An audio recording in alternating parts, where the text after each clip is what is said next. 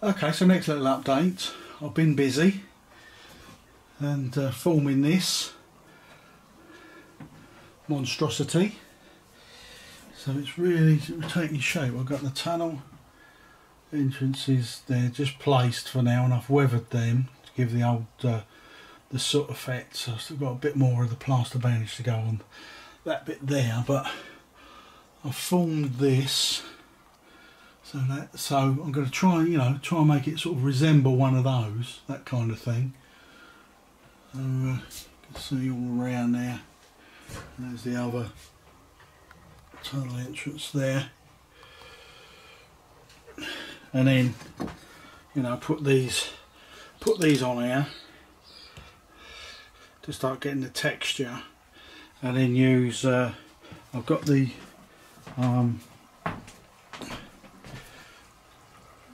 Woodland Scenics Hydrocow cow plaster. I've got this, but I'm going to get some sculptor mould, because this ain't going to last long. But yeah, what I want to do is to get more of them, like something like these. So mould a few more of these using the Wooden Scenics moulds that I got, that I showed you before, and then stick them on there, and then use this stuff first of all, and then the sculptor mould in between to try and create the rock work to resemble those. So yeah, it's coming along nicely. It's quite a decent looking tunnel. No, it's not a long tunnel obviously, but I didn't want a long tunnel. I can hopefully still reach in if something becomes disconnected and detached inside there, and I've got to try and pull it back in. But yeah, it's looking good. Okay, so a little bit more progress. I put a few more sheets of the bandage on there. From that, I think what I'm going to do is to start sticking this rock work onto that surface, and then using this Woodland Scenics plaster in between to get the full effect. Show that this portal is not stuck yet. That's just been placed, and I've got these sides as well, and they've been weathered. They got to be cut down because they're supposed to be like staggered heights, diminishing as you come out, as probably most of you guys know. And then this one, I've actually stuck this piece of rock work, so it looks like the tunnel's been cut out of there. That the tunnel entrance, that's glued in. That's a bit of no-nails has glued that in. Those sides, they're just placed there for now. Again, they've got to be cut down. So that looks pretty good. I'll just run a train through there, maybe, and show the effect at this time.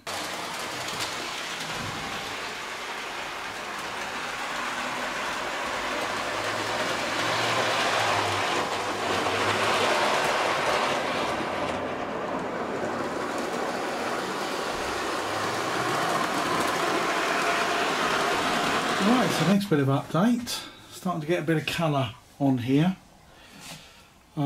Using these match pots, what I did was I took this one, and this one, and I mixed them together. So it is, as you can see, very orangey at the moment. But I did put in this, which is a bit of a redder tinge, which is that colour there. And there are sort of reddy undertones to the colour, although it's not easy to pick up on the camera. But I've just got to finish that top bit up there, which I'm going to do very shortly. But what I'm going to do is I've got this pot, which is not unlike that. They're pretty close. And I'll thought of, or even using the last of this, just wash this out and make like a ready wash to go over the top of this, so that it more resembles that colour, which again more resembles this colour on the photo there on the back scene. But I thought I'd start off with that to colour the plaster bandage, sculptor mould. I bought sculptor mould which I've never used before, and I thought it's good stuff. And put that on, so I've allowed that to dry, and this is what I've been doing today. The tunnel entrances are both up. I thought about cutting them down to make them graduated, but then I thought no, I'll just keep them the full length.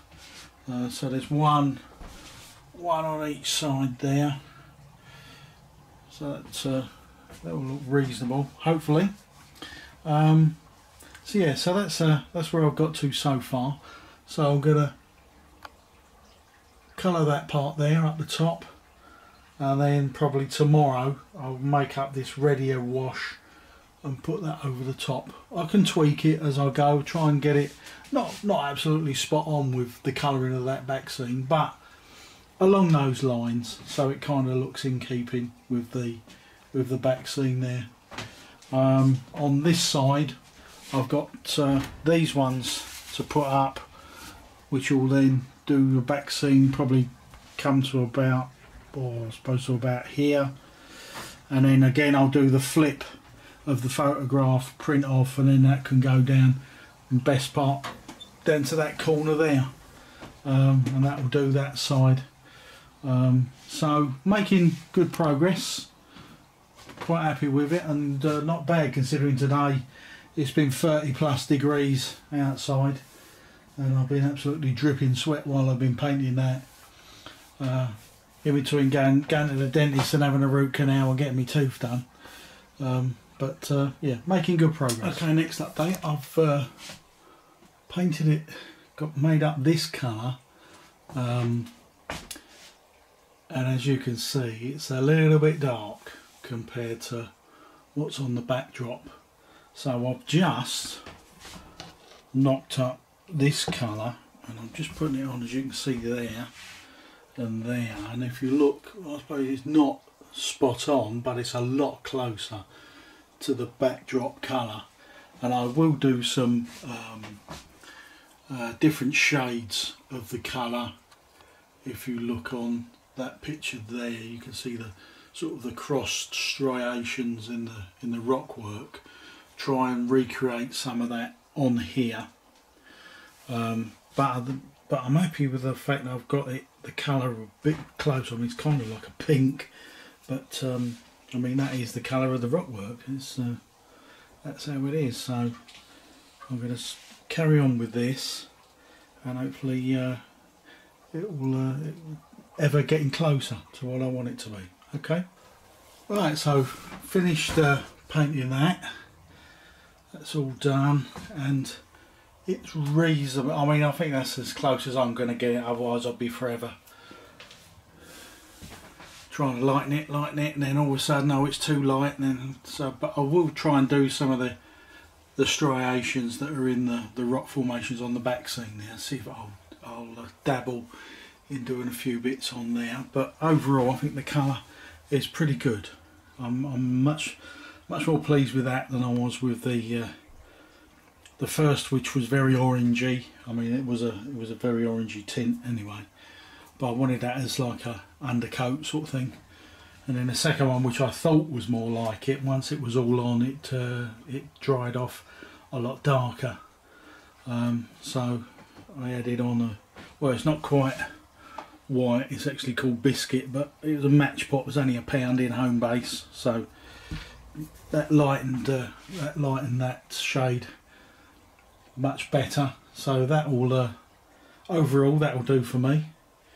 We'll do some other little touch-ups, but now that that's done, I can start to lay the track on the rest of the layout, because I wanted to get that done, because I didn't want to be climbing and leaning across track that's going to be down this lower level, trying to get to that. So now that the bulk of that is done, I can crack on with the rest now. So just finished sticking that one up. There's the next one, which is a mirror image of that, and that will go back to back, and that will go down to about there, and then I'll print off a couple of sheets just to take it to the end now. I mean, it's not going to be perfect because I've got my garden tools there, but that'll complete that, and then I'll put some like bushwork and stuff like that, which will blend in with actually those bushes on the back scene. That could work out quite nice. Although they'll have to be quite thin because the track is quite close to the edge there. But I can, I'm sure I can stick some on there, and it will help it blend in. And as I've said before there, what I'd like to do is to cut that away and then create some rock work going up in that corner, and then have a waterfall inside that, or you know, some waterfall stream kind of thing coming down, and then underneath there, and then come out and maybe have a little river maybe coming out to here, and and then going off to maybe to a dry bed, and maybe a small bridge that will go over that on these other loops of track. So so far so good, making progress. So, a pretty good finish for now. I've used my time off quite well there, made some good progress, so I'm quite pleased with that. Right, so there's the different striations. I haven't done too many, but I'll put them across, right across, as you can see when you look at the ones in the backdrop there from the photographs that I took. But it actually does go right across when the rock was being formed, I suppose thousands, millions of years ago, whatever.